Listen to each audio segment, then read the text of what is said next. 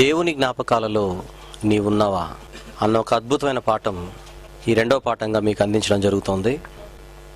ఒక ఐడియా మీ జీవితాన్ని మారుస్తుందంటారు. అది ఎంత నిజమో తర్వాత ఆలోచించండి. కానీ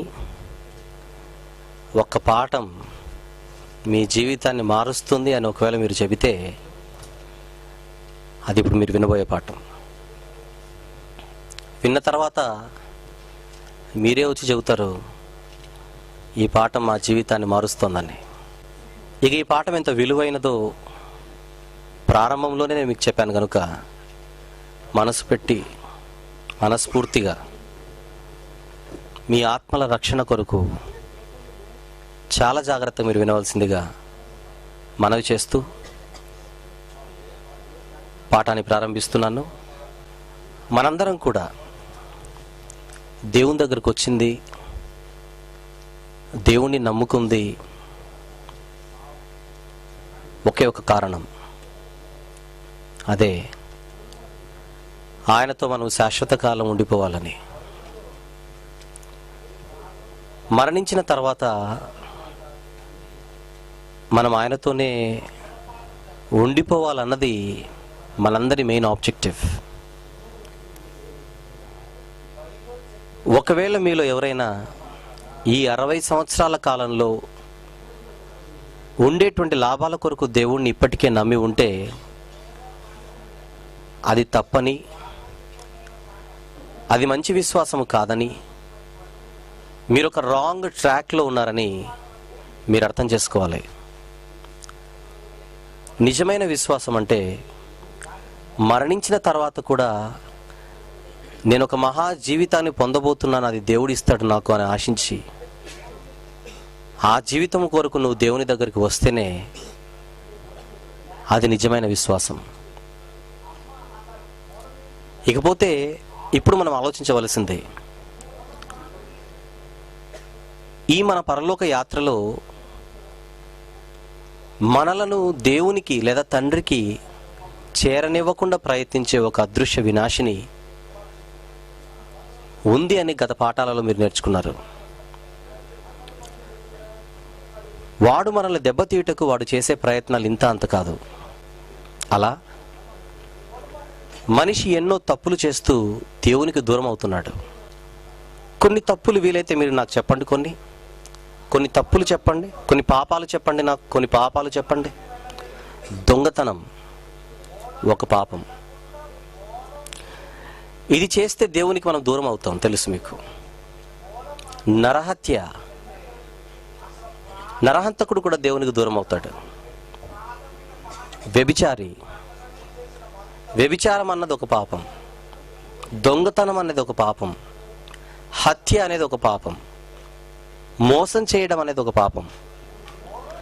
పాపాలు అనగానే మనకి ఇవే గుర్తొస్తాయి. కానీ మీకు తెలియనిది, ఖచ్చితంగా మీరు తెలుసుకొనవలసినది ఒకటి ఉంది. అది మీకు తెలియకుండానే మిమ్మల్ని దేవునికి దూరం చేస్తుంది. అదేంటో ఈ పాఠం ద్వారా మీకు తెలియాలి. దేవునికి మనల్ని దూరం చేసేవి ఇప్పుడు నేను ప్రస్తావించిన పాపాలే అని అనుకుంటే పొరపాటు. అవేవి మీరు చేయడం లేదు గనుక పరలోకం నాకు వస్తుంది మరణిస్తే అని మీరు అనుకుంటున్నారేమో, పొరపాటు. మనలను దేవుని నుంచి దూరం చేయుటకు ఎటువంటికి మనకు అడ్డుగోడగా నిలుస్తున్నాయో ఒక్కసారి మీరు బైబిల్ ఓపెన్ చేసి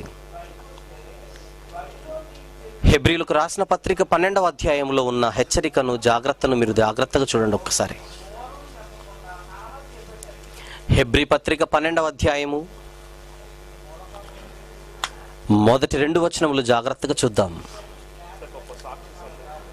హెబ్రీ పత్రిక 12వ అధ్యాయం మొదటి నుంచి చూద్దాం. ఇంత గొప్ప సాక్షి సమూహము మేఘము వలె మనలను ఆవరించి ఉన్నందున మనము కూడా ప్రతి భారమును వేటిని విడిచిపెట్టి సులువుగా చిక్కునబెట్టు పాపములు. ఏ హెచ్చరిక? దేని గురించి హెచ్చరిక కనపడుతుంది మీకు అక్కడ? సులువుగా చిక్కున పెట్టే పాపాలు, సులువుగా చిక్కున పెట్టే పాపాలు. మనము పరలోకము నుంచి మనల్ని దూరపరుచుటకు ఏవి మనకు అడ్డుపడుతున్నాయో తెలుసండి? సులువుగా చిక్కున పెట్టే పాపాలు. సులువుగా చిక్కున పెట్టే పాపాలు. ఏమండి, సులువుగా చిక్కున పెట్టే పాపాలంటే మీకు ఏమర్థమవుతుందో నాకు తెలియదు, కానీ మన వాడుక భాషలో ఈజీగా మిమ్మల్ని పడగొట్టేవి ఇవి. సులువుగా చిక్కున పెట్టే పాపాలంటే ఏంటో చెప్పండి? సులభంగా నిన్ను పడగొట్టేవి, ఈజీగా నిన్ను దెబ్బతీసేవి. అసలు నేను దెబ్బతింటున్నానని కూడా నీకు తెలియకుండా నిన్ను దెబ్బతీసేవి. ఎప్పుడైనా వీటి గురించి మీరు ఆలోచించారా? ఏం చేస్తాయట ఇవి? సులువుగా చిక్కున పెట్టే పాపాలు మిమ్మల్ని చిక్కున పడేస్తాయి. ఏం చేయాలి మరి? సులువుగా చిక్కున పెట్టు పాపములు ఏం చేయాలి? మీరు విడిచిపెట్టాలి. విడిచిపెట్టాలంటే నువ్వేం చేయాలంటే, విశ్వాసమునకు కర్తయు దానిని కొనసాగించు వాడైనా యేసు వైపు చూడాలి. ఇక్కడ 2 విషయాలు ఉన్నాయి, నోట్ చేసుకోండి. మనము పరలోకానికి వెళ్లకుండా మనల్ని అడ్డుపడేవి ఏంటి అని అడిగితే, సులువుగా చిక్కున పెట్టే పాపాలు. అది సమస్య చెప్పిన దేవుడు ఇమ్మీడియట్గా ఒక మాట చెబుతున్నాడు. ఆ సమస్యకు పరిష్కారం ఎవరు? విశ్వాసమునకు కర్తయు దానిని కొనసాగించు వాడైనా యేసుక్రీస్తు. 2 పాయింట్స్ నోట్ చేసుకోవాలి. 1 సమస్య, 2 సొల్యూషన్. 1 ప్రాబ్లం, మరొకటి పరిష్కారం. పరలోకము నుంచి మీరు దూరం అయిపోవాలంటే ఒక సమస్య మీకు అడ్డుపడుతోంది. అది సులువుగా చిక్కున పెట్టే పాపాలు. ఈ సులువుగా చిక్కున పెట్టే పాపాలు మీరు విడిచిపెట్టి పరలోకం చేరాలంటే ఒక పరిష్కారం చూపిస్తున్నాడు ప్రభు బైబిల్లో. ఏంటది? విశ్వాసమునకు కర్తయు దానిని కొనసాగించు వాడైనా యేసు వైపు చూడాలి. ఇప్పుడు విషయం ఏంటంటే, అసలు సులువుగా చిక్కున పెట్టే పాపాలేంటో ముందు మనకు తెలియాలి. వాటిని జయించాలంటే యేసు వైపు ఎలా చూడాలి మనకు తెలియాలి. ఈ 2 విభిన్నమైనటువంటి విషయాలను జాగ్రత్తగా ఈ పాఠంలో మీరు నేర్చుకుంటారు. ప్రియులారా, మొదటిగా సులువుగా చిక్కున పెట్టే పాపాలేంటో ముందుగా మనం మాట్లాడుకొని వీటిని జయించాలంటే యేసు వైపు ఎలా చూడాలో చూద్దాం. అందరు సిద్ధపడండి. ఇక సులువుగా చిక్కున పెట్టే పాపాలంటే ఇప్పటివరకు నేను చెప్పాను, సులభంగా చాలా ఈజీగా మిమ్మల్ని దెబ్బతీసే పాఠాలు. నేను పడిపోతున్నానని తెలియకుండానే వాటిలో నువ్వు జారిపడేటువంటి పాపాలు ఇవన్నీ. ఎన్నో ఉన్నవి, అందులో ఒక్కటి ఈరోజు మీ ముందు పెడతాను. జాగ్రత్తగా ఆలోచించండి. మీరందరూ మీకు తెలియకుండానే ఇప్పుడు నేను చెప్పబోవు ఒక పాపం ఒకటి ఉంది. అది సులువుగా చిక్కున పెట్టే పాపం. ఆ సులువుగా చిక్కున పెట్టే పాపంలో మీకు తెలియకుండానే, నాకు తెలియకుండానే, మనందరము మనకు తెలియకుండానే అందులో చిక్కున పడిపోతాం. అనేకమైన సులువుగా చిక్కున పెట్టే పాపాలలో ఒక్కటి మీ ముందు పెడుతున్నాను, జాగ్రత్తగా చూడండి. ఈ సులువుగా చిక్కున పెట్టే పాపాలను కనిపెట్టింది మొదటి శతాబ్ద క్రైస్తవంలో చాలా మంది భక్తులు ఉన్నారు.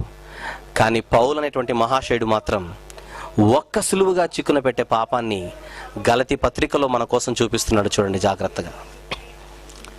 గలతీ పత్రిక 1వ అధ్యాయము 10వ వచనం. సులువుగా చిక్కున పెట్టే పాపాలలో ఒక్క పాపాన్ని మీరు అక్కడ చూడండి. గలతీ పత్రిక 1వ అధ్యాయము 10వ వచనం. ఇప్పుడు నేను మనుష్యుల దయను సంపాదించుకొన జూచుచున్నానా? దేవుని దయను సంపాదించుకొన జూచుచున్నానా?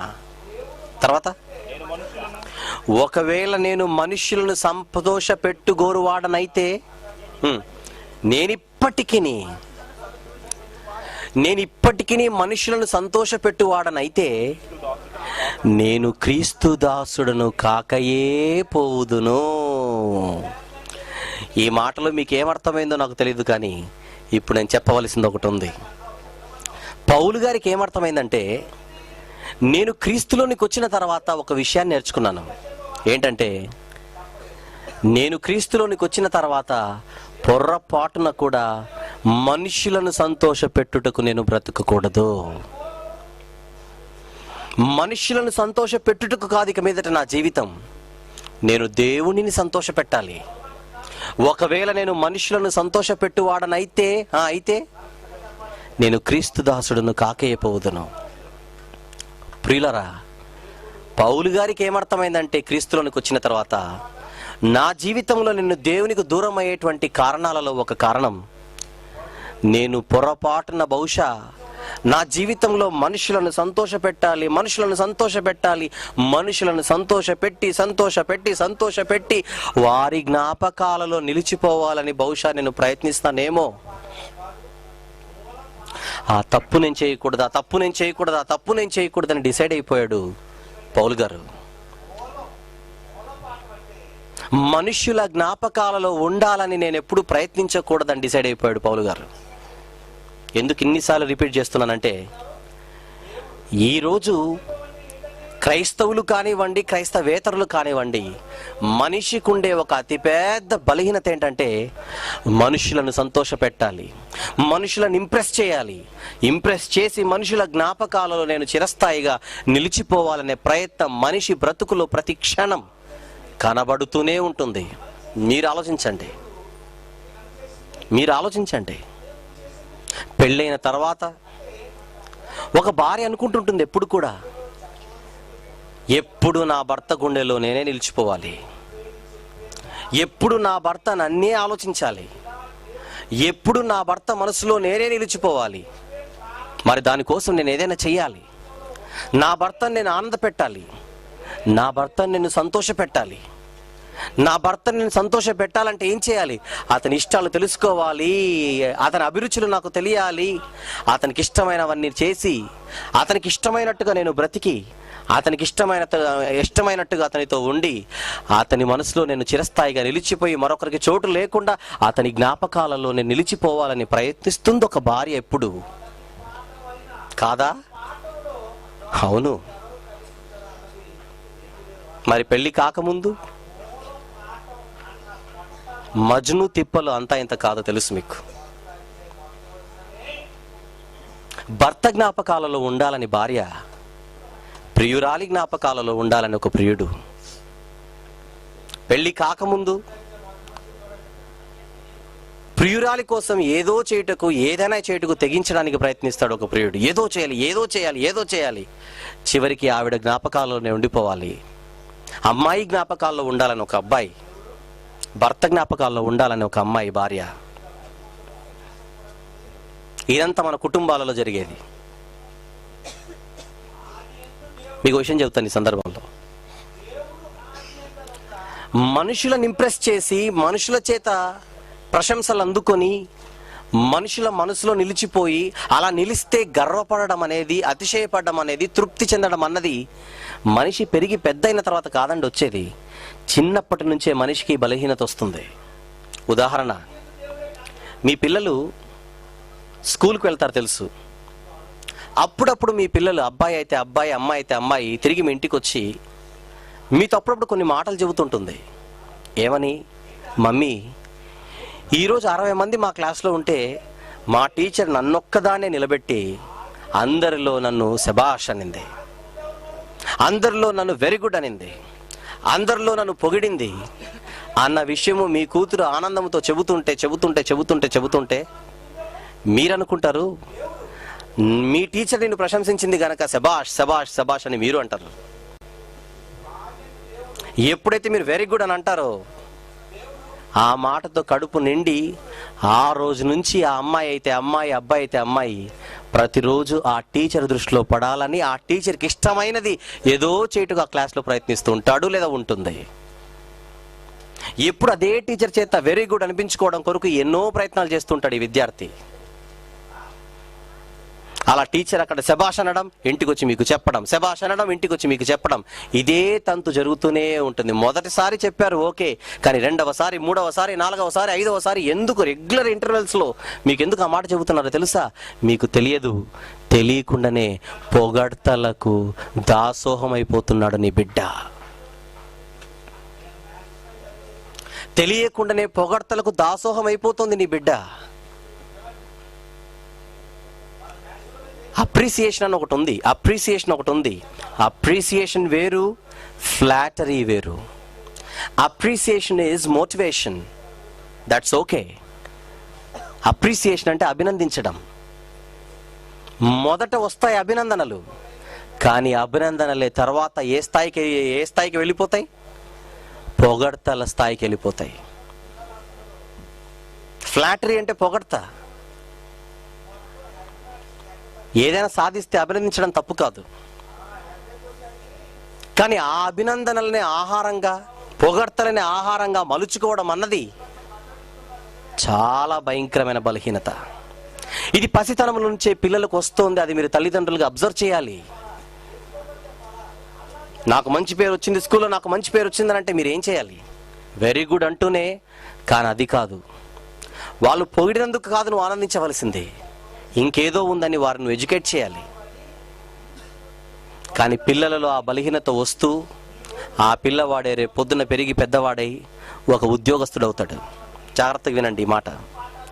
చిన్నప్పుడు నేటి విద్యార్థి రేపేమవుతాడు? ఒక ఉద్యోగస్తుడు అవుతాడు. ఒక కంపెనీలోనో, లేదా ఒక చిన్న ప్రొప్రైటర్షిప్ ఉండేటువంటి ఒక చిన్న ఆఫీస్లోనో ఒక బాస్ కింద ఎంప్లాయీగా జాయిన్ అవుతాడు. మీరు విన్నారో లేదో, చాలామంది నోట వచ్చే మాట ఏంటంటే, మా బాస్ ఎవరి మాట వినడండి, మా బాస్ ఎవరి మాట వినడండి. అసలు ఆయన ఒక రకంగా చెప్పాలంటే సీతయ్య. కానీ ఎందుకన్నో నువ్వు నమ్మవన్నా, నేను ఏం చెప్పినా ఆయన వింటాడు. ఆయన దగ్గర నాకుండే పట్ట లాంటిది, ఇన్ఫ్లుయెన్స్ లాంటిది. నేనేం చెప్పినా ఆయన వింటాడు. ఎంత పెద్దవాడు, కానీ నేనేం చెప్పినా ఆయన వింటాడు. మీరు ఎవరి నోట విన్నా అదే మాట చెబుతుంటారు. ఏం చెప్పినా నీ బాస్ వింటాడా? వింటాడు. వింటే అది నీకు గొప్పగా అయిపోయింది. అందుకే నీకు ఉద్యోగం వచ్చిన తర్వాత, చిన్నప్పుడు బడిలో ఒక టీచర్ని ఇంప్రెస్ చేయాలని ఎలాగైతే ప్రయత్నించావో, పెరిగి పెద్దవాడైన తర్వాత, ఉద్యోగస్తుడిగా ఉద్యోగం సంపాదించిన తర్వాత నీ బాస్ని ఇంప్రెస్ చేయడానికి నువ్వేదో చేస్తున్నావు. ఒక కొడుకు చిన్నప్పుడు ఒక టీచర్ని ఇంప్రెస్ చేయాలనుకున్నాడు, పెరిగి పెద్దవాడైన తర్వాత తన బాస్ని ఇంప్రెస్ చేసి బాస్ జ్ఞాపకాలలో ఉండాలని ప్రయత్నిస్తున్నాడు. ఈరోజు బాస్ జ్ఞాపకాలలో, మేనేజర్ జ్ఞాపకాలలో, సుపీరియర్స్ జ్ఞాపకాలలో ఉండాలని ప్రయత్నిస్తున్నాడు ఒక ఉద్యోగస్తుడు. అది చూసి దగ్గరకు వచ్చి మనతో గొప్పగా చెప్పుకోవడం మీకు బాగా తెలుసు. ఇంకా కొంతమంది చెబుతారు, మినిస్టర్ ఎవరో కాదు, మా ఫ్రెండ్కి నాన్నున్నాడే, ఆయన ఫ్రెండ్కి ఫ్రెండే ఆయన. లింక్ చూడండి ఎక్కడుందో. నా ఫ్రెండ్కి ఫ్రెండ్ తండ్రికి, ఆ తండ్రి ఫ్రెండ్కి ఫ్రెండే మినిస్టర్ అంటే మాకు చాలా క్లోజ్. ఎక్కడో ఉంది లింక్, కానీ దాన్ని గొప్పగా చెప్పుకుంటున్నాడు. అంటే మనిషి గొప్పలు చెప్పుకోవడానికి అలవాటు పడిపోతున్నాడు. ఎవరి జ్ఞాపకాలలో ఉండడం కోసం ప్రతిక్షణం ప్రయత్నిస్తున్నాడు. అది ఇప్పుడు నేను చెబుతున్న మాట. ఇక రాజకీయ నాయకులను ఒకసారి అబ్జర్వ్ చేయండి. పొలిటికల్ లీడర్స్, ఏ పార్టీ నాయకుడు చూసినా అతని నోటి నుంచి వచ్చే మాట ఒకటి, ప్రజలంతా గమనిస్తున్నారు, మీకు అర్థం కావడం లేదంటాడు. ఏ పార్టీ నాయకుడు వచ్చినా ఏమంటారు? ప్రజలంతా గమనిస్తున్నారు. ప్రజలు ఎక్కడికి వెళ్ళినా కూడా మా నాయకుడినే వారి నోట్లో నుంచి వస్తుంది జపంగా. ఒక తెలుగుదేశం తమ్ముళ్ళు ఉన్నారనుకున్నాం కొద్దిసేపు. తెలుగుదేశం తమ్ముళ్ళు ఎక్కడికి వెళ్ళినా కూడా వాళ్ళు చెప్పే మాట ఒక మాట, ప్రతి తెలుగు వాడి గుండెల్లో నిద్రపోతున్నాడు ఎవరు? ఎన్టీఆర్. ఎక్కడ నిద్రపోతున్నాడట ఎన్టీఆర్? ప్రతి తెలుగువాడి ఆత్మగౌరవానికి మారుపేరు ఎన్టీఆర్. ప్రతి తెలుగువాడి గుండెల్లో కొలువు తీరినవాడు ఎన్టీఆర్. ఈ మాటలు, ఈ పదజాలం మీరు వింటే అంటే వీళ్ళ ఉద్దేశం ఏంటి?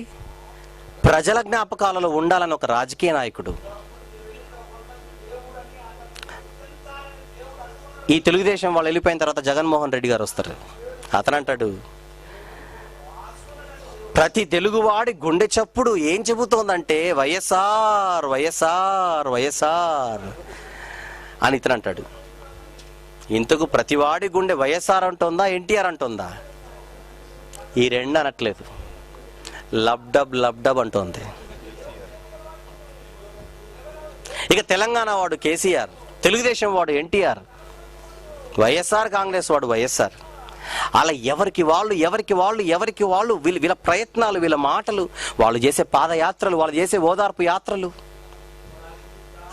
వాళ్ళు చేసే క్యాంపెయిన్స్, ఇవన్నీ దేనికి అనుకుంటున్నారు? ప్రజల జ్ఞాపకాలలో ఉండిపోవాలని.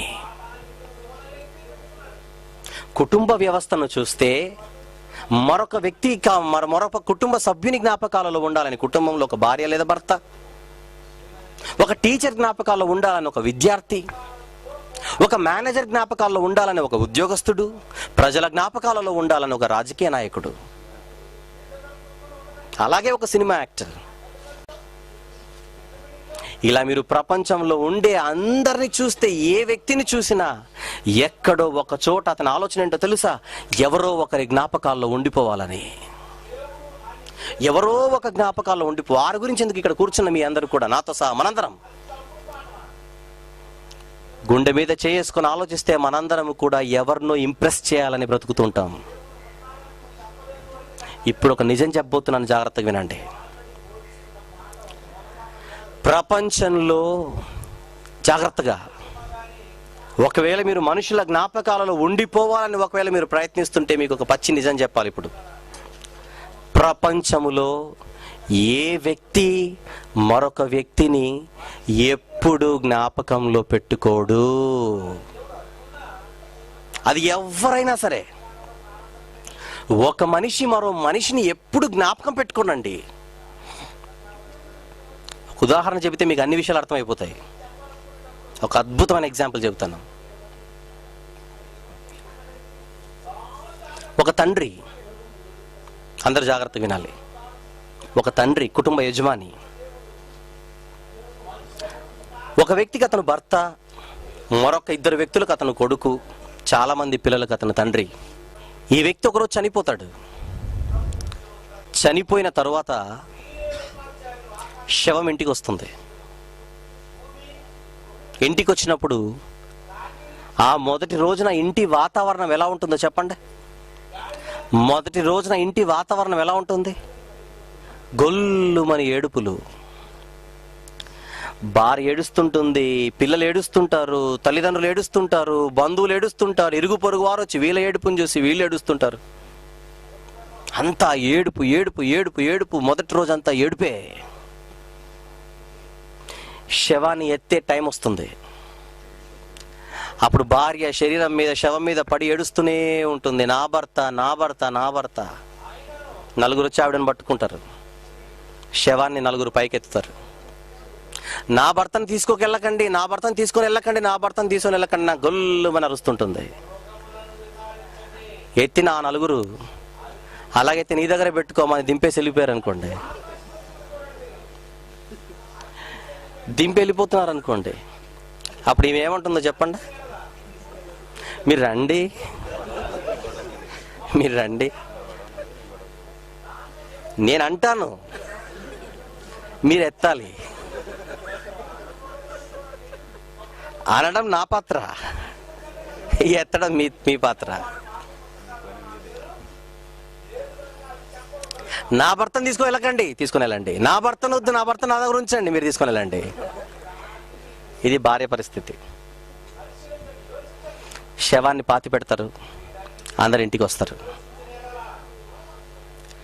రాత్రి అవుతుంది. అందరు వింటున్నారుగా, వినాలి. రాత్రి అవుతుంది. పిల్లలకి ఆకలి.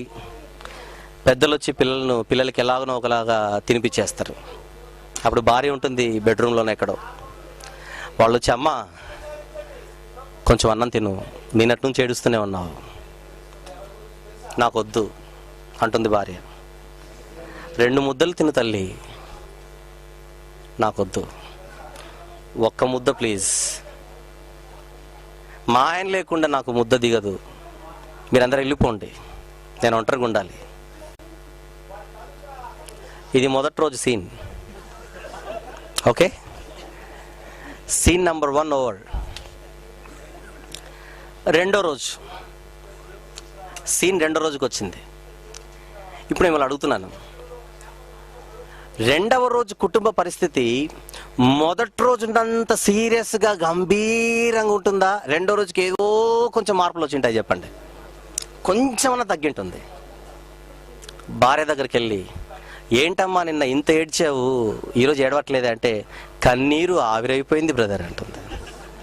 ఏడ్చి ఏడ్చి ఏడ్చి ఏడ్చి కన్నీరు ఏమైపోయిందట? ఆవిరైపోయింది. మొదటి రోజు ఏడ్చినంత ఏడుపు రెండో రోజుకి లేదు. ఎందుకో కన్నీరు ఆవిరైపోయింది అంటోంది. అసలు విషయం ఏంటో నేను తర్వాత చెబుతాను. ఇక మూడవ రోజు జనరల్గా ఏం జరుగుతుంది? దినం చేస్తారు కదా, 3వ దినం, 5వ దినం, 7వ దినం, 9వ దినాలు చేస్తారుగా. చేస్తారు. 3వ దినం జనరల్గా 3వ దినంతో స్టార్ట్ అవుతుంది. 3వ దినం చేస్తే ఇంట్లో ఏం చేస్తారో చెప్పండి. దినం రోజున ఏం చేస్తారు? వంట చేస్తారు. ఏ వంట? చనిపోయిన ఆయనకి ఇష్టమైనవి ఏవైతే వంటకాలు ఉంటాయో అవన్నీ ఉంటాయి ఇప్పుడు టేబుల్ మీద. సాధారణంగా అయ్యగారు మటన్ ఎక్కువ ఇష్టపడతాడు, చికెన్ ఎక్కువ ఇష్టపడతాడు. ఖచ్చితంగా నాన్ వెజ్ ఉండి తిరుగుతుంది దినాన్ని రోజున. ఏ రోజు ఇది? 3వ రోజు. ఈ 3వ రోజు అందరూ భోంచేస్తారు. వీళ్ళందరితో పాటు ఎవరు భోంచేస్తారో చెప్పండి. మొదటి రోజు ముద్ద దిగలేదే ఎవరికో, మొదటి రోజు ఎవరైతే ముద్ద తినలేదో అదే భార్య 3వ రోజు ముక్కలాగుతుంటుంది. ఏం లాగుతుంది 3వ రోజు చెప్పండి? మొదటి రోజు ముద్ద దిగలేదు నీకు, 3వ రోజు ముక్క దిగుతోంది. మొదటి రోజు తినలేదు కదా తల్లి అంటే ఆచారము తప్పదు. మరి మొదటి రోజు కంటే రెండవ రోజుకి నీలో ఉన్న బాధ 0.1111% అన్న తగ్గింది. 3వ రోజుకి ఇంకా తగ్గింది. జాగ్రత్తగా అందరూ. 4వ రోజుకి ఇంకా తగ్గుతుంది. 5వ రోజుకి నీలోని బాధ ఇంకా తగ్గుతుంది. 6కు 7కు వారం తర్వాత ఇంట్లో పరిస్థితి ఎలా ఉంటుంది చెప్పండి.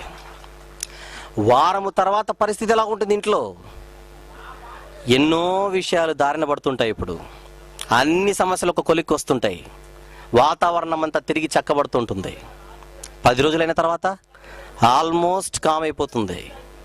20, 25 నెల తర్వాత ఇంట్లో ఎలా ఉంటుందో చెప్పండి పరిస్థితి. నెల తర్వాత ఇంట్లో ఎలా ఉంటుంది పరిస్థితి? పరిస్థితి అంతా సాధారణ స్థాయికి వచ్చేస్తుంది. ఎందుకు వచ్చింది? అది నా ప్రశ్న. ఎందుకు వచ్చిందో చెప్పనా? నెల కిందట చనిపోయిన మీ నాన్న, నెల కిందట చనిపోయిన మీ భర్త, మీ కొడుకు నీ జ్ఞాపకాలలో నుంచి వెళ్ళిపోతున్నాడు. మీకు అర్థమవుతుందో లేదో? మొదటి రోజుకి రెండవ రోజుకి ఎందుకు ఆ మార్పు అనుకుంటున్నారా? మనిషి జ్ఞాపకాలలో నుంచి అతను వెళ్ళిపోవడం మొదలుపెట్టాడు. 3వ రోజుకి ఇంకొంచెం ఎక్కువ వెళ్ళిపోయాడు. 4, 5, 6, 7 వారానికి 10 రోజులకి 15 రోజులకి నెల రోజులకి అయ్యగారు పూర్తిగా ఆల్మోస్ట్ నీ జ్ఞాపకాల్లో నుంచి వెళ్ళిపోయాడు. 6 నెలలకి, సంవత్సరానికి చాప్టర్ ఈజ్ ఆల్మోస్ట్ క్లోజ్డ్. సంవత్సరం తర్వాత సంవత్సరపు దినం చేయుటకు మీ నాన్న నీకు గుర్తొస్తాడు, మీ భార్య నీకు గుర్తొస్తుంది, మీ భర్త నీకు గుర్తొస్తాడు, మీ కొడుకు నీకు గుర్తొస్తాడు. మర్చిపోతారనే దండేసి ఫోటో పెడతారు మరి ఇంట్లో. Once upon a time he was living here అని. ఏమండి? 2 ఏళ్లకు, 3 ఏళ్లకు, 4 ఏళ్లకు, సంవత్సరానికి 1, 2, 3, 4 సార్ల కంటే చనిపోయిన మీ నాన్న నీకు గుర్తుకురాడు, చనిపోయిన మీ ఆయన నీకు గుర్తుకురాడు, చనిపోయిన మీ భార్య నీకు గుర్తుకురాదు. కొన్ని సంవత్సరాలలోనే, కొద్ది రోజుల్లోనే, కొద్ది నెలల్లోనే. ఏమర్థమవుతుంది మీకు? బ్రతికినంత కాలం నా భార్య, నా పిల్లలు, నా భార్య, నా పిల్లలు, నా కుటుంబం, నా కుటుంబం, నా కుటుంబం అని అహోరాత్రులు కష్టపడిన ఈ వ్యక్తి, అయ్యో నేను కష్టపడకపోతే నా భార్య ఆకలిగా ఉంటుంది ఈరోజు, నేను కష్టపడకపోతే నా పిల్లలు ఆకలిగా ఉంటారు ఈరోజు అని తాను నిద్రలు మాని, తను ఆహారం మాని, తన కడుపు కాల్చుకొనైనా తన కుటుంబాన్ని పోషించిన ఈ వ్యక్తి ఏ కుటుంబం కోసమైతే కష్టపడ్డాడో, ఏ కుటుంబం కోసమైతే చెమటలు కార్చాడో, ఏ కుటుంబం కోసమే రక్తాన్ని పణంగా పెట్టి మరీ వారి కడుపులు నింపాడో, అలాంటి వ్యక్తి చనిపోతే కొన్ని నెలలకే మరిచిపోయే చరిత్ర మనిషిది. సొంత ఇంటి వారిని చనిపోయిన కొద్ది రోజులకే మరిచిపోయే మనిషి సమాజంలో వేరొకరిని ఎవరినో గుర్తుపెట్టుకుంటాడంటే ఎంత అబద్ధం అది! ఎవరినో జ్ఞాపకంలో పెట్టుకుంటాడండి, ఎంత అబద్ధం అది! కన్న తండ్రిని మరిచే మనిషి వైఎస్ఆర్ని గుర్తుపెట్టుకుంటాడా చెప్పండి? కన్న తండ్రిని కన్న తల్లిని మరిచిపోయే మనిషి ఎన్టీఆర్ని గుర్తుపెట్టుకుంటాడా చెప్పండి? ప్రతివాడి గుండె చప్పుడు వైఎస్ఆర్ అంటోందట, ప్రతివాడి గుండె చప్పుడు ఎన్టీఆర్ అంటోందట. అబద్ధపు మాటలు ఈరోజు సమాజంలో పెద్ద పెద్ద మాటలుగా వినబడుతున్నాయి. ఈరోజు అవి ఎంత వాస్తవాలో మీరు ఆలోచిస్తే కానీ మీకు అవి అర్థం కావు.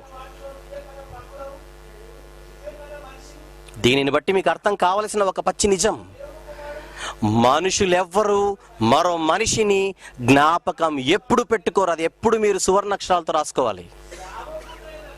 ఒకవేళ మీరు మనుషుల జ్ఞాపకాలలో ఉండాలని ప్రయత్నిస్తున్నారా, అది ఎప్పుడు జరగదు. ఈ ప్రపంచంలో మేధావులు అన్నవారు, చక్రవర్తులు అన్నవారు, మహారాజులు అన్నవారు, బడా నాయకులు అన్నవారు ప్రజల జ్ఞాపకాల్లో ఉండిపోవాలని ఎన్నో రాత్రులు కష్టపడి ఎన్నో సాధించాములే, నిలబడిపోతాములే చరిత్రలో అనుకొని చచ్చిన వాళ్ళు ఎంతోమంది ఉన్నారు జ్ఞాపకంలో లేకుండా. అందులో ఒక నెబుకద్నెజరు, ఈ ప్రపంచాన్ని పరిపాలించిన వాడు, అతడంటూ ఒకడు ఉన్నాడని ఎవరో చెబితే గానీ మనకు తెలియట్లేదు. అందులో ఉన్నాడు ఒక అలెగ్జాండర్, అందులో ఒకడున్నాడు హిట్లర్. నిన్న మొన్న మరణించిన సద్దాం అదే పరిస్థితి అవుతుంది భవిష్యత్తులో. నిన్న మొన్న మరణించిన లాడెన్ పరిస్థితి అదే, వీరప్పన్ పరిస్థితి అదే, ప్రభాకరన్ పిల్లయ్య పరిస్థితి అదే. ఇక మహాత్ములుగా పిలువబడుతున్నటువంటి వారు, ఉదాహరణకి ఇంకొకటి చెబుతాను నేను మీకు. ఈ భారతదేశానికి జాతి పితగా పిలువబడుతున్నవాడు గాంధీజీ. మహాత్ముడు అన్న బిరుదు కలిగినటువంటి వాడితను. మీరు చెప్పండి, భారతీయులు ఈ గాంధీ మహాత్ముడిని ఎప్పుడు గుర్తుపెట్టుకుంటారో చెప్పండి? సంవత్సరానికి 3 లేదా 4 రోజులు తప్ప గాంధీజీ ఎప్పుడు గుర్తుకురాడు. ఒకటి అక్టోబర్ 2 గుర్తొస్తాడు, ఆగస్టు 15 గుర్తొస్తాడు, లేదంటే రిపబ్లిక్ డే రోజున గుర్తొస్తాడు తప్ప, లేదా అతను మరణించిన రోజున గుర్తొస్తాడు తప్ప, అసలు గాంధీ అనేటువంటి ఒక వ్యక్తి గురించి భారతీయులు ప్రతిరోజు గుర్తుపెట్టుకుంటారా చెప్పండి? భారతదేశానికి స్వతంత్రం తెచ్చుటకు ప్రాణాన్ని పణంగా పెట్టినటువంటి ఒక గాంధీ కంటే గొప్పవాడు ఎన్టీఆర్ కాదు, ఒక గాంధీ కంటే గొప్పవాడు వైఎస్ఆర్ కాదు. అలాంటి గాంధీజీనే ప్రతిరోజు గుర్తు పెట్టుకొనని భారతీయుడు నీ పార్టీ నాయకుడిని గుర్తు పెట్టుకుంటాడు అనుకోవడం పొరపాటు. అలా గుర్తు పెట్టుకున్నారు ప్రజలను నువ్వు అనడం, అలా ప్రజలను నమ్మించడం మరొక పొరపాటు. అందుకే మీరు గుర్తుపెట్టుకోవలసింది మరొకసారి చెబుతున్నాను, మనుషులెవ్వరూ మనుషులను జ్ఞాపకంలో పెట్టుకోరు. మీరు ఎంత చేసినా, జీవితం అంతా పణంగా పెట్టి కుటుంబం కొరకు ప్రాణాలు అర్పించిన భర్తను మర్చిపోతుంది ఒక భార్య అని చెబుతున్నాను అప్పటి నుంచి. అదే పరిస్థితి భార్యది, అదే పరిస్థితి భర్తది, అదే పరిస్థితి తల్లిది, తండ్రిది, పిల్లలివి, వీళ్ళందరి పరిస్థితి ఇదే. ఒకవేళ నువ్వు కానీ నేను కానీ ఇక్కడ కూర్చున్న మీలో ఎవరైనా మనుషులను ఇంప్రెస్ చేసి, మనుషులను సంతోష పెట్టి, మనుషుల జ్ఞాపకాలలో ఉండాలని ప్రయత్నిస్తున్నారా? అదే గనక నీ జీవితం అయితే నీవు క్రీస్తు దాసుడవు కాకయే పోవుదువు. ఈ సీక్రెట్ ఎవరికి తెలిసింది చెప్పండి? 2000 సంవత్సరాల క్రితం పౌలు గారికి తెలిసింది. 2000 సంవత్సరాల క్రితం పౌలు గారికి తెలిసి ఆయన యేసుక్రీస్తులోనికి వచ్చిన వెంటనే డిసైడ్ అయిపోయాడు, ఇక మీదట నేను బ్రతకవలసినది మనుష్యుల జ్ఞాపకాలలో ఉండుటకు కాదు, ఈ దైవ జ్ఞానాన్ని నేర్చుకున్నవాడే పౌలు. అందుకే దేవుడు బైబిల్లో కొన్ని అద్భుతమైనటువంటి విషయాలు మన కొరకు రాయించాడు. మనుషులు మిమ్మల్ని జ్ఞాపకం పెట్టుకోరనుటకు కొన్ని సంఘటనలు, ఎవరు ఎప్పటికీ మనల్ని జ్ఞాపకంలో పెట్టుకుంటారు అనుటకు మరికొన్ని సంఘటనలు బైబిల్లో మన కొరకు రాయించాడు. దయచేసి బైబిల్ ఓపెన్ చేయండి. ముందుగా ఆదికాండం 40వ అధ్యాయం. సందర్భం, భక్ష్యకారుల అధిపతి పానదాయకుల అధిపతి యోసేపు గారితో చెరసాలలో ఉండడం. ఏమండి, వీళ్ళిద్దరికీ కళలు వస్తాయి. అప్పుడు యోసేపు గారు వారి కళ్ళ భావాన్ని చెబుతాడు. చెప్పిన తర్వాత చెబుతాడు, భక్ష్యకారుల అధిపతితో త్వరలో నువ్వు చనిపోబోతున్నావు, కానీ పానదాయకుల అధిపతితో నీ ఉద్యోగం తిరిగి వస్తుంది, రాజు గిన్నెను అందించడం అని చెప్పి ఒక మాట చెబుతాడు. అలా తిరిగి నీ ఉద్యోగం నీకు వచ్చినప్పుడు నన్ను జ్ఞాపకం చేసుకోవా అని యోసేపు గారు అడిగితే, తర్వాత జరిగిన పరిస్థితి ఏం జరిగిందో ఒక్కసారి 40వ అధ్యాయం ఆదికాండములో 21, 22, 23 చూద్దాం ప్రియులారా. పానదాయకుల అధిపతి ఉద్యోగము మరలా అతనికి ఇచ్చెను గనుక అతడు ఫరో చేతికి గిన్నెనిచ్చెను, మరియు యోసేపు వారికి తెలిపిన భావము చొప్పున భక్ష్యకారుల అధిపతిని వేలాడదీయించెను. తర్వాత ఏముందో చూడండి జాగ్రత్తగా. అయితే పానదాయకుల అధిపతి యోసేపును జ్ఞాపకము చేసుకొనక అతనిని మరిచిపోయెను. ఎన్ని సంవత్సరాల తర్వాత అది? ఎన్ని సంవత్సరాల తర్వాత అది? కొద్ది రోజుల తర్వాత. ఆ మాట అండర్లైన్ చేయండి, ఎంత బాగుంటుందో. అయితే పానదాయకుల అధిపతి యోసేపును జ్ఞాపకము చేసుకొనక అతనిని మరిచిపోయాడు. దేవుడు ఎందుకు రాయించాడు ఆ మాట? నువ్వు ఒక పాఠం నేర్చుకోవాలి ఇక్కడ. పానదాయకుల అధిపతి యోసేపును జ్ఞాపకము చేసుకొనక మరిచిపోయాడు. కొద్ది రోజుల్లోనండి యోసేపు గారు చేసిన మేలుకు ఆయన మాటల చేత అతనికి ఆదరణ కలిగింది. చావు బతుకుల నడుమ ఉంటూ చచ్చిపోదామనేటువంటి మనస్తత్వంతో ఉన్నటువంటి పానదాయకుల అధిపతికి యోసేపు గారు ధైర్యాన్ని ఇచ్చారు. తనకు ధైర్యాన్ని ఇచ్చిన, అభయాన్ని ఇచ్చిన యోసేపు గారిని ఒక వారం రోజుల్లో, ఒక 10 రోజుల్లో, అతి కొద్ది రోజుల్లోనే మరిచిపోయాడు ఒక మనిషి. ఇది బైబిల్లోని మొదటి పుస్తకంలోనే నీ కోసం ఎందుకు రాయించాడో తెలుసా దేవుడు? ఇక్కడ నువ్వు ఒక పాఠం నేర్చుకోవాలి. నువ్వు ఎంత మేలు చేసినా ఆ వ్యక్తి నిన్ను గుర్తు పెట్టుకుంటాడు అనడం పొరపాటు. అందుకే మీలో కూడా చాలా వ్యక్తులతో మీరు అంటుంటారు, మీరు మేలు చేసిన వాడే అసలు నువ్వు మేలు చేసావన్న విషయమే మరిచి నిన్ను ఒక్కొక్క మాట అంటుంటే నువ్వు ఆశ్చర్యపోతావు చాలా సందర్భాలలో. ఏంటి, వీడేనా నీ మాట అనింది? వీడే కదా ఒకప్పుడు నేను లిఫ్ట్ ఇచ్చింది వీని లైఫ్కి. వాడి పరిస్థితులు బాగలేకపోతే నేను కదా వీడిని పైకి తెచ్చింది. అలాంటి వ్యక్తి నన్ను అన్నాడా? నిన్నే అన్నాడు. ఏమంటే నేనండి అతనికి లైఫ్ ఇచ్చింది. నువ్వే లైఫ్ ఇచ్చావు, కానీ వాడు మరిచాడు. ఏమండి, మీరు చేసిన మేలును మరిచిపోయిన మనుషులు మీ జీవితాల్లో మీకు కనపడలేదా? చెప్పండి, ఎందుకు కనపడలేదు? అదే జీవితం, అదే పరిస్థితి యోసేపు గారి జీవితంలో జరిగింది. అది నీ కోసం, నా కోసం రాయించాడు దేవుడు. మనిషి మరో మనిషిని జ్ఞాపకం పెట్టుకోడని చెప్పుటకు ఒక సందర్భాన్ని చూపించి పక్క పుస్తకంలోనే మరొక విషయాన్ని రాయించాడు. చూడండి, నిర్గమకాండంలో.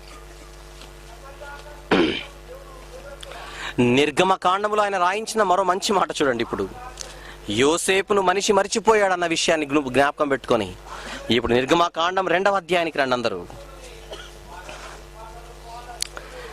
23, 24 వచనములు జాగ్రత్తగా చూద్దాం. నిర్గమకాండము 2వ అధ్యాయము 23, 24. అలాగు అనేక దినములు జరిగిన మీదట ఐగుప్తు రాజు చనిపోయెను. ఇశ్రాయేలీయులు తాము చేయుచున్న వెట్టి పనులను బట్టి నిట్టూర్పులు విడిచుచు మొర్ర పెట్టుచుండగా తమ వెట్టి పనులను బట్టి వారు పెట్టిన మొర దేవుని యొద్దకు చేరెను. కాగా దేవుడు వారి మూలుగును వినేం చేశాడు? అబ్రహాము, ఇస్సాకు, యాకోబులతో తాను చేసిన నిబంధనను జ్ఞాపకము చేసుకున్నాడు. జ్ఞాపకము చేసుకున్నాడు. ఎవరు? దేవుడు. ఏ నిబంధనను జ్ఞాపకం చేసుకున్నాడు? అబ్రహాము, ఇస్సాకు, యాకోబులతో తాను చేసిన నిబంధనను మోషే గారి కాలానికి కూడా దేవుడు జ్ఞాపకం పెట్టుకున్నాడంటే, అసలు ఇశ్రాయేలీలు ఐగుప్తులో ఏనాటి వారు, ఏ తరానికి చెందిన వారు? అబ్రహాము, ఇస్సాకు, యాకోబులు ఎప్పటి వారు? మోషే కాలానికి అబ్రహాము కాలానికి కొన్ని వందల సంవత్సరాల తేడా ఉంది. కానీ ఎప్పుడో అబ్రహాముకి ఇచ్చిన మాట దేవుడు కొన్ని వందల సంవత్సరాల తర్వాత గుర్తుపెట్టుకుని, దేవుడు నేను జ్ఞాపకం చేసుకున్నానని నీకోసం ఎందుకు రాయించాడో తెలుసా? దేవుని క్యారెక్టర్ నీకు అర్థం కావాలి. ఇక్కడ ఏంటి దేవుని క్యారెక్టర్? దేవుడు మర్చిపోయేవాడు కాదు. అంతకుముందు పుస్తకంలో పానదాయకుల అధిపతి గురించి ఏమని రాయించాడు? అతడు మర్చిపోయాడు. తన గురించి నేనెప్పుడు జ్ఞాపకం పెట్టుకుంటాను. మనిషి క్యారెక్టర్, దేవుని క్యారెక్టర్, ఈ రెండిటిని జాగ్రత్తగా మీరు అనలైజ్ చేయాలి. ఇప్పుడు మనిషి మరిచిపోతాడు త్వరగా, దేవుడు ఎప్పుడూ నిన్ను మరవడు. అది దేవుని క్యారెక్టర్.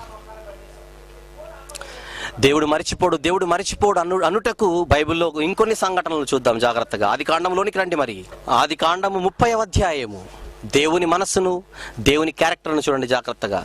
ఆది కాండం 30వ అధ్యాయము 22వ వచనం. దేవుడు రాహేలును జ్ఞాపకము చేసుకొని ఆమె మనవి విని ఆమె గర్భము తెరిచెను. దేవుడు జ్ఞాపకము చేసుకొని అన్న పదాన్ని మీరు జాగ్రత్తగా అండర్లైన్ చేయాలి. దేవుడు జ్ఞాపకం చేసుకొని రాహేలును మర్చిపోకుండా జ్ఞాపకం పెట్టుకున్నాడు దేవుడు. అబ్రహాము, ఇస్సాకు, యాకోబులకు ఆయన ఇచ్చిన వాగ్దానాన్ని గుర్తుపెట్టుకున్నాడు దేవుడు నిర్గమకాండంలో. ఇక మీకు ఎక్కువ చెప్పవలసిన అవసరం లేదు. మోషే గారు వెళ్ళిపోయిన తర్వాత యెహోషువ గారు వెళ్ళిపోయిన తర్వాత న్యాయాధిపతుల కాలంలో ఏం జరిగిందో మీకు బాగా తెలుసు. ఏంటి? ఇశ్రాయేలు తప్పు చేయడం, తిరిగి వాళ్ళు పశ్చాత్తాపపడడం, వారి మొరను, వారి పరిస్థితిని దేవుడు జ్ఞాపకం చేసుకోవడం, వారికి ఒక న్యాయాధిపతిని ఇవ్వడం, మళ్ళీ వాళ్ళు మర్చిపోవడం, దేవుణ్ణి తిరిగి మొరపెట్టడం, దేవుడు వారిని జ్ఞాపకం పెట్టుకోవడం. అలా దేవుణ్ణి మర్చిపోయిన ఇశ్రాయేలీయులను ఎప్పుడూ దేవుడు జ్ఞాపకం పెట్టుకొని కాపాడాడు చరిత్రలో. ఒకసారా, రెండవసారా, మూడవసార్లు ఎన్ని మారులండి. ఒక మోషేని పంపించాడు, ఒక యెహోషువను పంపించాడు, ఒక న్యాయాధిపతులను పంపించాడు, ఒక రాజులను పంపించాడు, ప్రవక్తలను పంపించాడు. మనుషులందరినీ జ్ఞాపకం పెట్టుకొని వారిని కాపాడుకోవాలని దేవుడు చేసిన ప్రయత్నం చరిత్రలో మరువలేనిది. అది దేవుడు మనిషిని ఎప్పుడు మర్చిపోలేదు. కానీ మనిషి మాత్రం మనిషిని మర్చిపోతున్నాడు, అటు దేవుణ్ణి మర్చిపోతున్నాడు. అది దేవుని క్యారెక్టర్ అయితే, ఇది మనిషి క్యారెక్టర్. ఇంకా కొన్ని సంఘటనలు, దేవుడు తన క్యారెక్టర్ గురించి చెప్పుటకు కొన్ని సంఘటనలు ఎంత అద్భుతంగా రాయించాడో చూడండి. బైబిల్లో మత్తయి సువార్త 26వ అధ్యాయము సందర్భం. ఒక స్త్రీ మిక్కిలి విలువ గల అత్తరుబుడ్డి తీసుకుని ఆయన ఎదుకు వచ్చి ఆయన తల మీద పోయడం. తెలుసు కదా మీకు ఇది సందర్భం. అప్పుడు ఆవిడ అది పోసినప్పుడు ఆయన తల మీద ఏం జరుగుతుందో చూడండి. మత్తయి సువార్త 26వ అధ్యాయము 8 నుంచి చూద్దాం ప్రియులారా, నేను చదువుతున్నాను. శిష్యులు చూచి కోపపడి, నష్టమెందుకు, దీనిని గొప్ప వెలకు అమ్మి బీదలకి ఇవ్వచ్చునే అనేది. యేసు ఆ సంగతి తెలుసుకొని, ఈ స్త్రీ నా విషయమే ఒక మంచి కార్యము చేసెను, ఈమెను మీరెలా తొందర పెట్టుచున్నారు? బీదలు ఎల్లప్పుడు మీతో కూడా ఉన్నారు, కానీ నేనెల్లప్పుడు మీతో కూడా ఉండను. ఈమె ఎత్తరు నా శరీరం మీద పోసి నా భూస్థాపన నిమిత్తము దీనిని చేసినని చెప్పి, ఏమండి 13వ వచనం జాగ్రత్తగా చూడండి. యేసు ప్రభు ఎంత అద్భుతమైన ఆఫర్ ఇచ్చాడో ఆవిడికి. సర్వలోకమందు ఈ సువార్త ఎక్కడ ప్రకటించబడునో అక్కడ ఈమె చేసినది ఈమె జ్ఞాపకార్థముగా ప్రశంసింపబడును. ఏం చేశాడు యేసు ప్రభు? ఈమె చేసిన పనికి నేను ఇంప్రెస్ అయిపోయాను. తన దగ్గర ఉన్న డబ్బును నా కోసం ఖర్చు పెట్టింది ఆవిడ. అంటే నన్ను ప్రేమించింది, నన్ను ఇంప్రెస్ చేసింది కనుక ఈవిడ అడక్కున్నా నేనేమి ఆఫర్ ఇస్తున్నాను? సర్వలోకమందు ఈ సువార్త ఎక్కడ ప్రకటించబడునో అక్కడ ఈమె చేసినది జ్ఞాపకార్థంగా నిలిచిపోతుంది అంటున్నాడు. ఇక్కడ పాయింట్ ఏంటంటే, ఈవిడొచ్చి యేసుప్రభుని అడిగిందా, ప్రభువా నన్ను నువ్వు జ్ఞాపకం పెట్టుకో అని? ఈవిడొచ్చి ఆయన అడిగిందా, ప్రజల గుండెలో నేను నిలిచిపోయేలా చేయమని? అసలు ఆవిడ ఏ ఆశలు లేకుండా, ఏ స్వార్థం లేకుండా దేవుని కోసం వచ్చి పనిచేసింది. దానికి దేవుడు ఇంప్రెస్ అయిపోయి, ఎంత అద్భుతమైన ఆఫరో తెలుసా? ఈవిడ ఇక మీదట నా జ్ఞాపకాల్లోనే కాదు, భూమి ఉన్నంత కాలం ఈవిడ జ్ఞాపకం, ఈవిడ పేరు ప్రపంచంలో నిలిచిపోతుంది అన్నాడు. గనుకనే 2000 సంవత్సరాలు గడిచినా యేసుప్రభు అన్నందుకు ఈరోజు ఇప్పటికీ ఆమెను మనం జ్ఞాపకం పెట్టుకున్నాం బహు గొప్పగా, బహు గొప్పగా. నువ్వు దేవుణ్ణి ఇంప్రెస్ చేస్తే దేవుడు నువ్వు అడక్కున్న తన జ్ఞాపకాల్లోనే కాదు, ప్రజల జ్ఞాపకాల్లో ఉండిపోయేలా చేస్తాడు. అదే యేసుప్రభు చేస్తున్నది ఇక్కడ. అబ్జర్వ్ చేయండి, అబ్జర్వ్ చేయండి. మరొక సంఘటన చూద్దాం, మరొక సందర్భం. మార్కు సువార్త 12వ అధ్యాయము. బీద విధవరాలు 2 కాసులు కానుకగా అర్పించడం సందర్భం. 41 నుంచి నేను చదువుతున్నాను. మార్కు సువార్త 12:41 నుంచి. ఆయన కానుక పెట్టె ఎదుట కూర్చుండి జనసమూహము ఆ కానుక పెట్టెలో డబ్బులు వేయుట చూచుచుండెను. ధనవంతులైన వారు అనేకులు అందులో విశేషముగా సొమ్ము వేయుచుండెరి. ఒక బీద విధవరాలు వచ్చి 2 కాసులు వేయగా ఆయన తన శిష్యులను పిలిచి, యేసుప్రభు క్యారెక్టర్ చూడండి ఇక్కడ. ఆయన తన శిష్యులను పిలిచి కానుక పెట్టెలో డబ్బులు వేసిన వారందరికంటే ఈ బీద విధవరాలు ఎక్కువ వేసినని వారితో చెప్పాను. ఇక్కడ పాయింట్ ఆలోచించండి. బీద విధవరాలు దేవునికి కానుక తెస్తే దానికి ఆయన సంతోషించి ఏం చేశాడు? శిష్యులను పిలిచి చెబుతున్నాడు. కనబడినప్పుడు చెప్పొచ్చుగా, కనబడినప్పుడు చెప్పొచ్చుగా. ఆయన ఆనందాన్ని తట్టుకోలేకపోయాడు. ఆవిడ తనని ఇంప్రెస్ చేసినటువంటి ఆ విషయాన్ని తాను తట్టుకోలేక అత్యానంద భరితుడై ఎక్కడో ఉన్న శిష్యులను పిలిచి చెప్పాడు. దేవుని క్యారెక్టర్ అంటే తెలుసండి.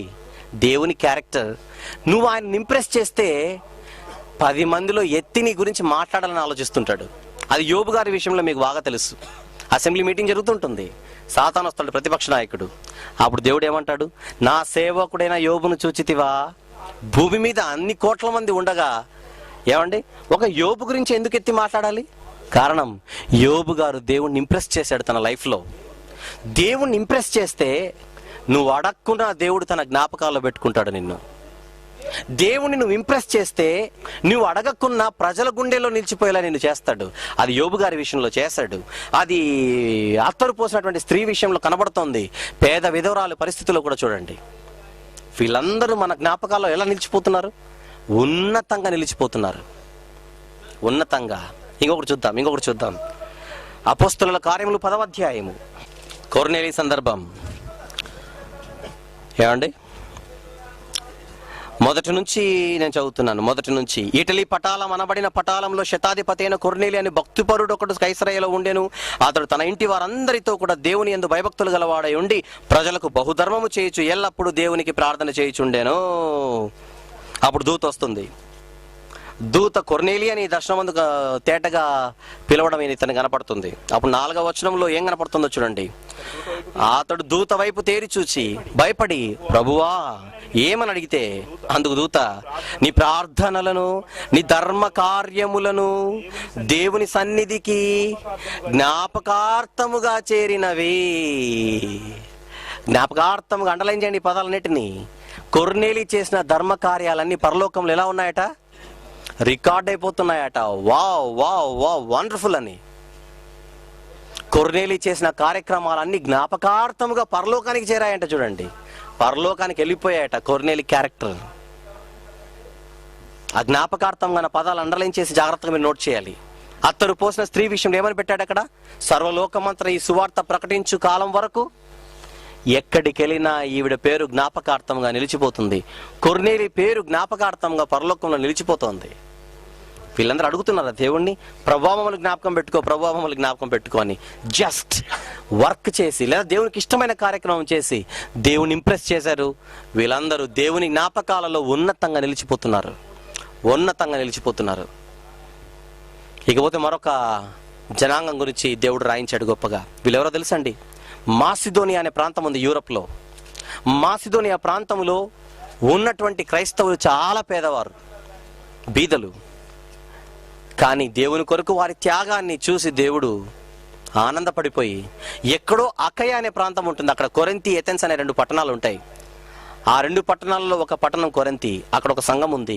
ఆ సంఘము వారికి పౌలు గారి చేత ఒక పత్రిక రాయిస్తూ దేవుడు మాసిదోనియాలో చేసినటువంటి, మాసిదోనియా క్రైస్తవులు చేసినటువంటి పనిని ఎత్తి మరి వారికి చెప్పించడం చూస్తే నిజంగా దేవుడు ఎంత అద్భుతంగా జ్ఞాపకం పెట్టుకుంటున్నాడో వాళ్ళ పనిని మనకు అర్థమవుతుంది. చూడండి ఒకసారి 2వ కొరింథీ 8వ అధ్యాయము. కొరింథీ 2వ పత్రిక 8వ అధ్యాయము చూడండి ప్రియులారా. మొదటి నుంచి నేను చదువుతాను, ఎక్కువ ఉన్నాయి కనుక. సహోదరులారా, మాసిదోనియా సంఘములకు అనుగ్రహింపబడి ఉన్న దేవుని కృపను గురించి మీకు తెలియజేయుచున్నాను. ఎవరికి రాస్తున్నాడు ఈ పత్రిక? కొరింథీ సంఘానికి. కానీ ఎక్కడో ఉన్న మాసిదోనియా సంఘం వారి గురించి ప్రస్తావిస్తున్నాడు. చూడండి, ఎలాగనగా వారు బహుశ్రమ వలన పరీక్షింపబడగా అత్యధికముగా సంతోషించిరి, మరియు వారు నిరుపేదలైనను వారి దాతృత్వము బహుగా విస్తరించెను.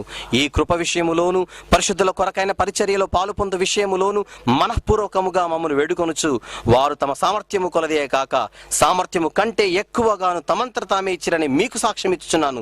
ఇదిగాక మొదట ప్రభువునకును దేవుని చిత్తము వలన మాకును తమ్మును తామే అప్పగించుకొనిరి, ఇంతగా చేయుదురని మేము అనుకోనలేదు. ఎంత గొప్పగా రాస్తున్నాడండి మాసిదోనియా సంఘపు వారి గురించి.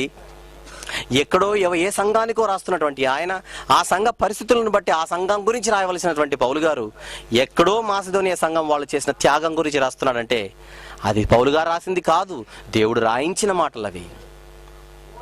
మాసిదోనియా సంఘపు వారు చేసిన పనిని దేవుడు మర్చిపోలేదు, జ్ఞాపకం పెట్టుకున్నాడు. ఉన్నతంగా దేవుడు జ్ఞాపకం పెట్టుకొని 10 మందితో ప్రస్తావించేట్టుగా చేస్తున్నాడు. ఎవరెవరు చెప్పండి? ఒక కొర్నేలి, ఒక పేద విధవరాలు, ఒక అత్తరు పోసిన స్త్రీ, ఒక యోబు గారు, మాసిదోనియా సంఘపు వారు, వీరందరూ దేవుని జ్ఞాపకాలలో ఎలా నిలిచిపోయారు చెప్పండి? ఉన్నతంగా నిలిచిపోయారు. ఇలా ఎందరో బైబిల్లో ఉన్న భక్తులందరూ కూడా దేవుని జ్ఞాపకాల్లో ఉన్నతంగా నిలిచిపోయారు. నా ఇల్లంతటిలో నమ్మకమైన వాడు మోషే అని మోషే గురించి సాక్ష్యం ఇస్తున్నాడు దేవుడు. నా హృదయానుసారుడైన మనుష్యుడు, నా ఇష్టములన్నీ నా ఉద్దేశములన్నీ ఎప్పుడు నెరవేర్చేవాడు దావీదు అని దావీదు గురించి సాక్ష్యం ఇస్తున్నాడు. ఒక దావీదు గురించి, ఒక గిద్యోను, ఒక యెఫ్తా, హేబేలు, వీరందరి గురించి ఇంత గొప్పగా రాయించాడు. దేనికో తెలుసండి, ఈ భక్తులందరూ కూడా మనుష్యుల జ్ఞాపకాలలో ఉండాలని బ్రతుకక, మోషే గారు సింహాసనం ఇస్తే ఐగుప్తు సింహాసనాన్ని ఎడంకాలు తల తన్ని దేవుని కోసం వెళ్ళిపోయాడు. అందుకే దేవుడు వీళ్ళందరినీ తన జ్ఞాపకాల్లో గొప్పగా పెట్టుకున్నాడు, గొప్పగా ముద్రించేసుకున్నాడు. ఎప్పుడు మర్చిపోడు వీరిని, ఎప్పుడు మర్చిపోడు.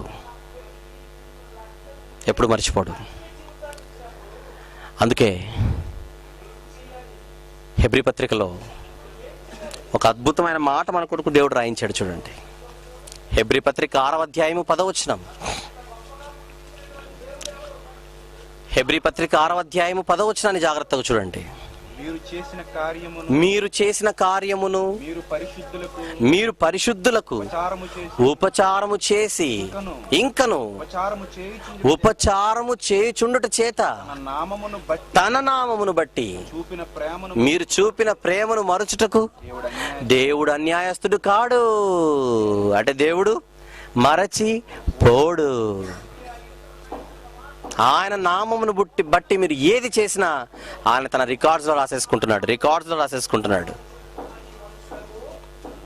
ఆయన కొరకు నువ్వు బాధపడ్డావా, అది ఆయన జ్ఞాపకంలో ఉంటుంది.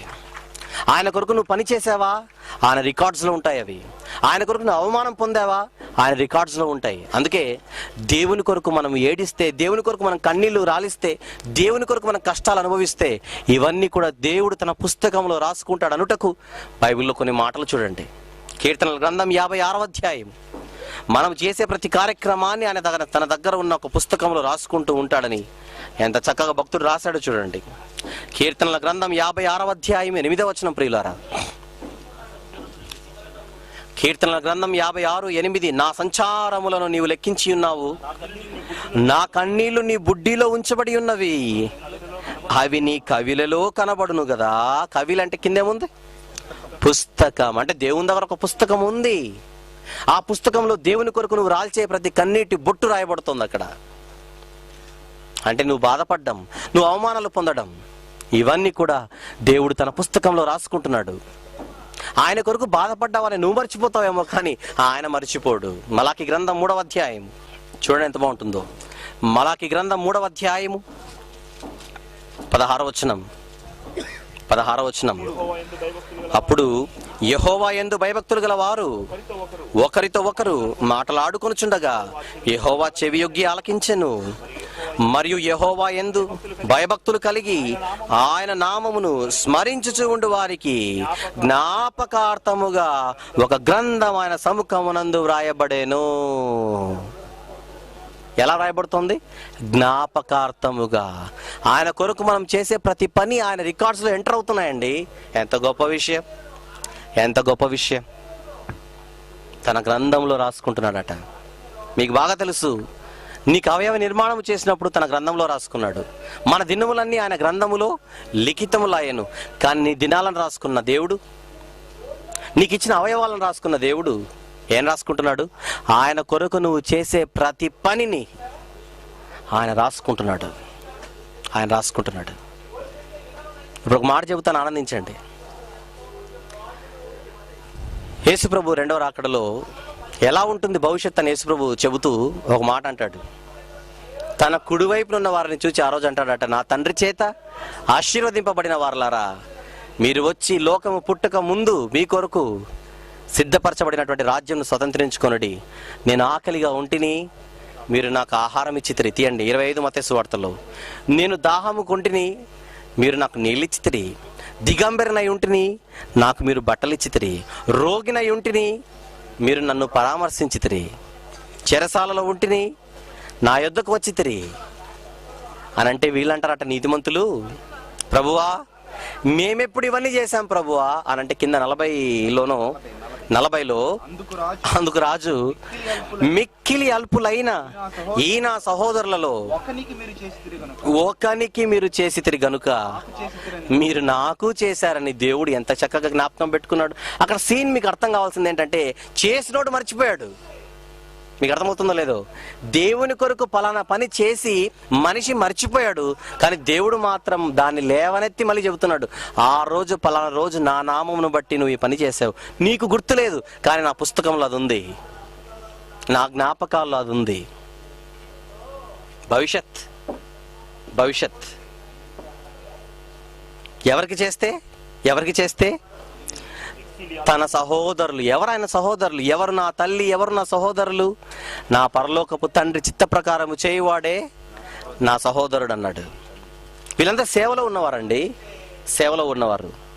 ఏమండి, విశాఖపట్నంలో ఈరోజు విశాఖపట్నంలో ఉండేటువంటి సోదరులు సోదరీమణులందరూ కూడా ఇక్కడ సుమారు 2 నుంచి 3 వేల మందికి వారు గత 10 రోజులుగా ఉపచారము చేస్తూనే ఉన్నారు. తెలియదు మీకు?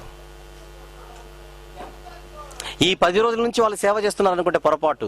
ఈ 10 రోజుల కొరకు కార్యక్రమాన్ని సిద్ధం చేయడం కొరకు కొన్ని నెలలుగా వీళ్ళు కష్టపడుతున్నారండి. కొన్ని నెలలుగా జయశాలి గారితో సహా ప్రతి ఒక్కరూ, చిన్న పిల్లల నుంచి పెద్దవారు వరకు ఈ ప్రాంతంలో ఇంత అద్భుతమైనటువంటి ఫెసిలిటీస్ మనకి ఇవ్వడం అంటే చిన్న విషయం కాదు. దీని కొరకు వాళ్ళు ఎంత కష్టపడ్డారో వారికి తెలుసు. ఈ ఏర్పాట్లు, ఈ సౌకర్యాలు కలిగించడం కొరకు డైరెక్టర్ గారి నుంచి చిన్నవారి వరకు ఎంత కష్టపడ్డారు. కానీ ఇప్పుడు విషయం ఏంటంటే, కొద్ది రోజుల తర్వాత ఈ కార్యాన్ని చేసిన వీళ్ళైనా మర్చిపోతారు, ఆ రోజు మేము ఇది చేశాం కానీ ఇవన్నీ ఎవరి జ్ఞాపకాల్లోనికి వెళ్ళిపోతున్నాయి? ఇవన్నీ దేవుని జ్ఞాపకాల్లో నిలిచిపోతున్నాయి. రేపు పొద్దున యేసుప్రభు వచ్చినప్పుడు వీళ్ళందరూ మర్చిపోతారు ఇవన్నీ, కానీ వీళ్ళందరూ కుడివైపున ఉంటారు. అప్పుడు యేసుప్రభు, వచ్చేయండి పరలోకంలోనికి, మీరు ఎంత చక్కగా పని చేశారంటే, మేము ఎప్పుడు చేశాం ప్రభు అంటే మీరు మర్చిపోయారు. 2012 జనవరి సెమినార్ చేయడం కొరకు మీరు ఎంత కష్టపడ్డారు మీకు తెలుసా? 2011 నుంచి కష్టపడ్డారు, 2010 నుంచి కష్టపడ్డారు, ఆలోచించారు. ఎండనక వాననక, మీరు పగలనక రాత్రనక ఇటువంటి పాములు తేళ్లు తిరిగేటువంటి ప్రాంతాన్ని ఒక అందమైనటువంటి ప్రాంతంగా మలుచుటకు, నా పిల్లలకు వాక్యము నేర్పించుటకు మీరు చేసినటువంటి త్యాగం అంతా ఇంత కాదు. లోకల్గున్న వాళ్ళు కాదండి. ఈ కన్స్ట్రక్షన్ ఈ నిర్మాణం కొరకు ఈ దేశ నలుమూలలా ప్రపంచవ్యాప్తంగా ఎవరెవరు ప్రత్యక్షంగా పరోక్షంగా సహాయపడ్డారో, సహకరించారో, మేము ఈ కార్యం చేశామని బహుశా వాళ్ళు చేసిన వాళ్ళు మర్చిపోతారేమో, కానీ ఇవన్నీ దేవుని జ్ఞాపకాల్లోనికి వెళ్ళిపోతున్నాయి. మీరు చేసిన మేలును బట్టి మనిషి మర్చిపోతాడేమో, దానికి నువ్వు బాధపడకు. కానీ దేవుని నామమును బట్టి మీరు చేసే చిన్న పనైన మంచినీళ్ళ గ్లాస్ మంచినీళ్ళు ఇస్తేనే నేను గుర్తుపెట్టుకుంటానన్నాడే దేవుడు.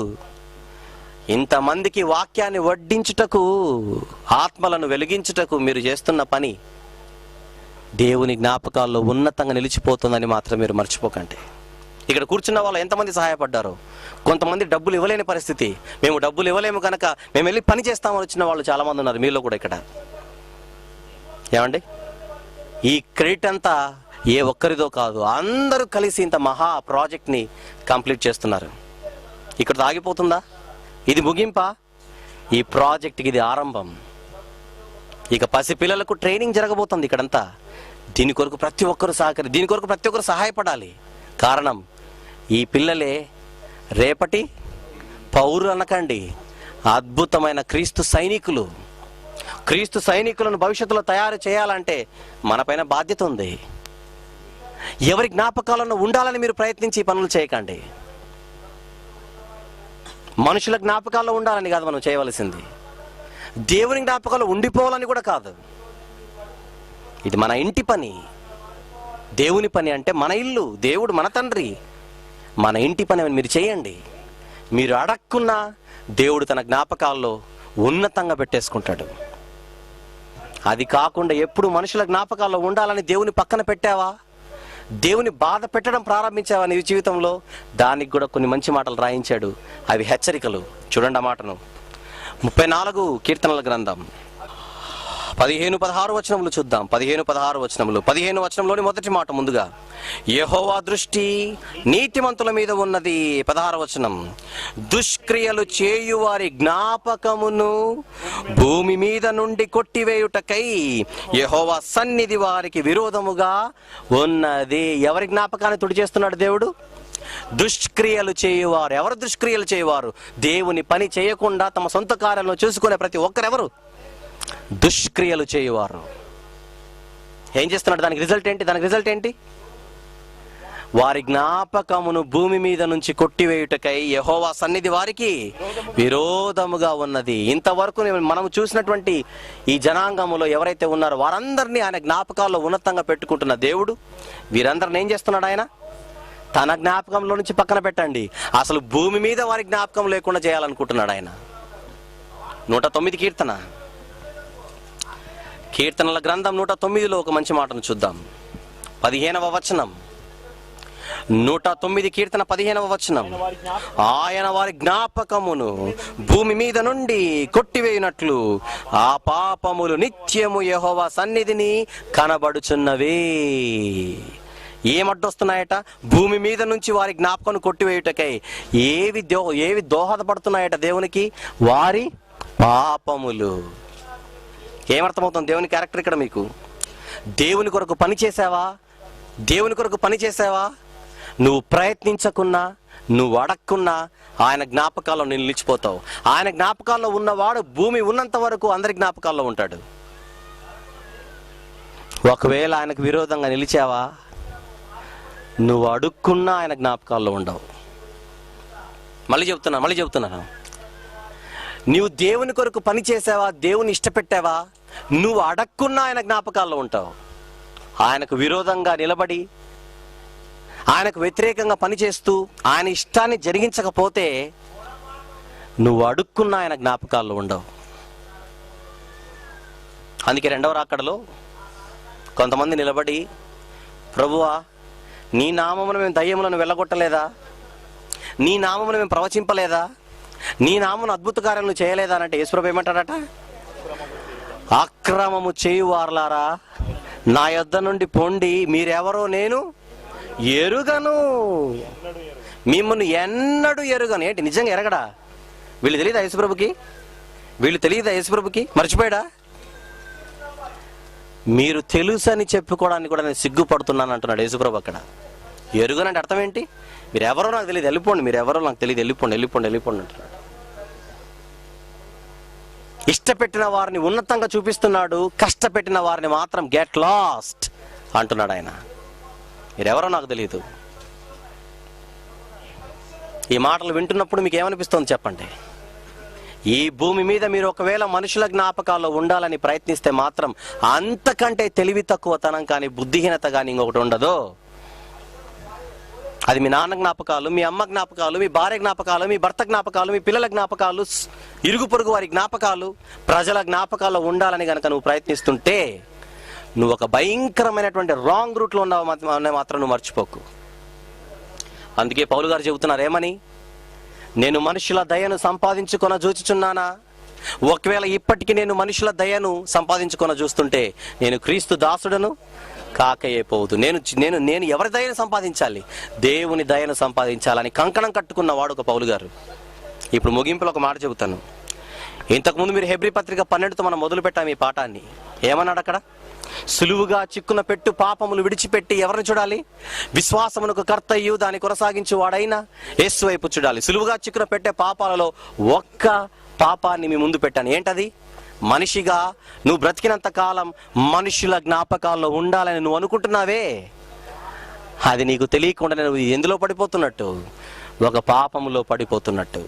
జాగ్రత్త జాగ్రత్త జాగ్రత్త.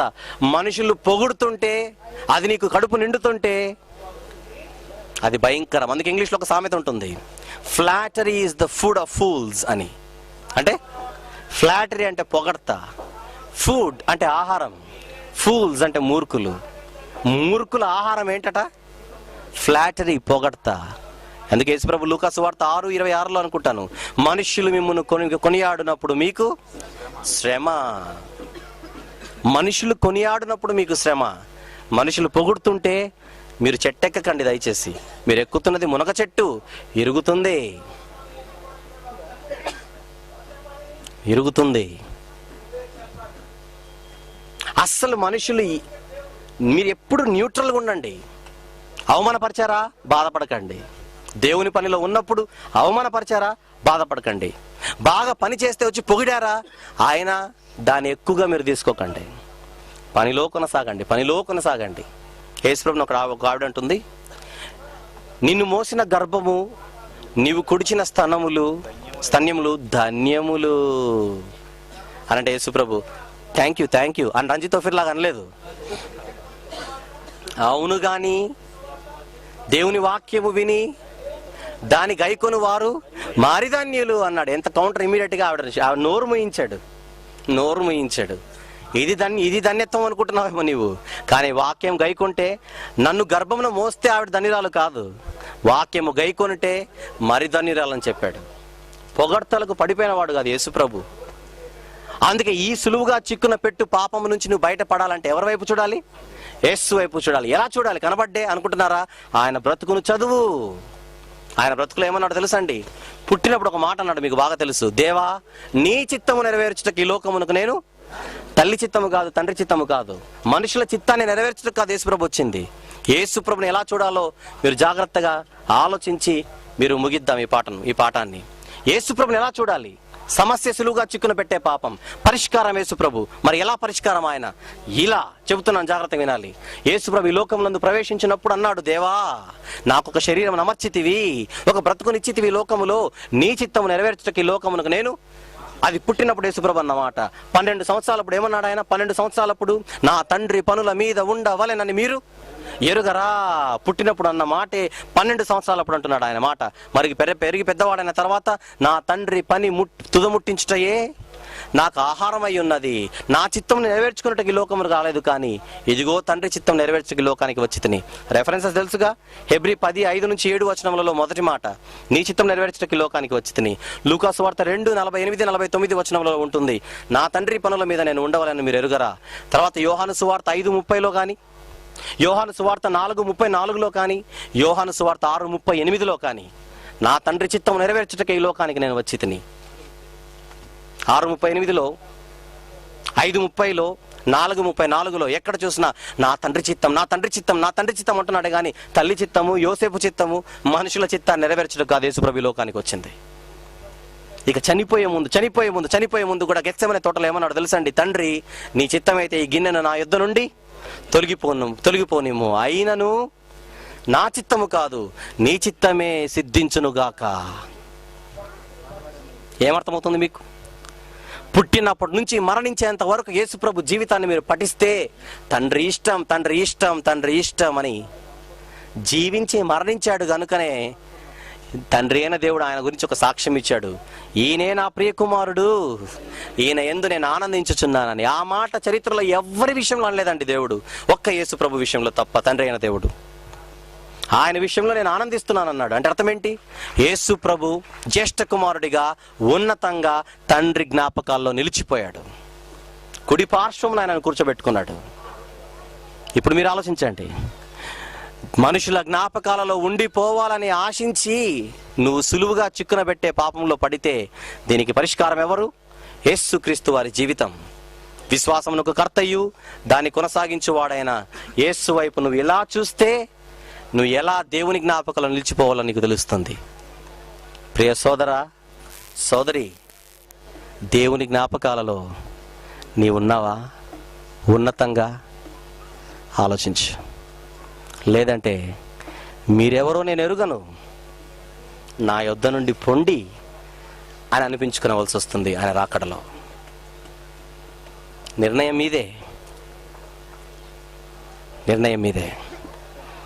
పొరపాటున కూడా ఈ బలహీనతకు లోను కాకండి. మనుషుల కోసం బ్రతకండి, దయచేసి దేవుని కోసం బ్రతకండి.